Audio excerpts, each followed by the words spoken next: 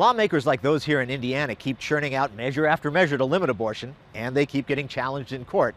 But pro-life forces say the battles are worth it. That's because a case appealed to the U.S. Supreme Court could affect the whole country. One such case, dealing with civil rights, was struck down last year by the 7th Circuit Court of Appeals. Indiana is actually the only state that's passed a law that protects unborn children based upon their civil rights, that prohibits abortion based upon a child's color of the skin, sex, national origin, disability, or Down syndrome. So the court has never addressed the civil rights of unborn children before. This is historic. Indiana's lead attorney at the ACLU says that could potentially open the door for states to limit abortions. The state of Indiana is saying, prior to viability, we have the right to tell you whether or not you can get an abortion. And once you admit that, then there is no limit to how the state can interfere with that right. And that's the goal of these Indiana legislators, a fundamental change to Roe v. Wade, the ruling that legalized abortion nationwide. We believe that if they accept this appeal, it's a clear sign that the Supreme Court is willing to reconsider Roe, and we hope that the end of Roe v. Wade comes from Indiana. The High Court may also take up another state measure. Indiana's ultrasound law requires that any woman considering an abortion in Indiana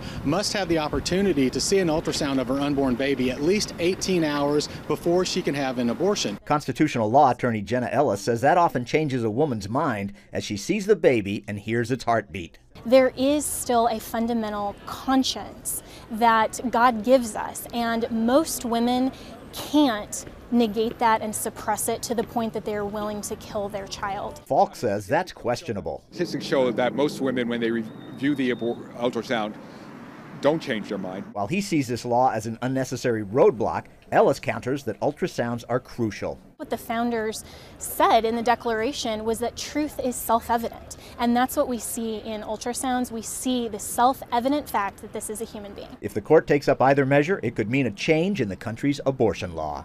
Lawmakers continue to try to save as many lives of the unborn as they can here in Indiana, but they also have their eyes on the big picture, hoping to affect abortion nationwide.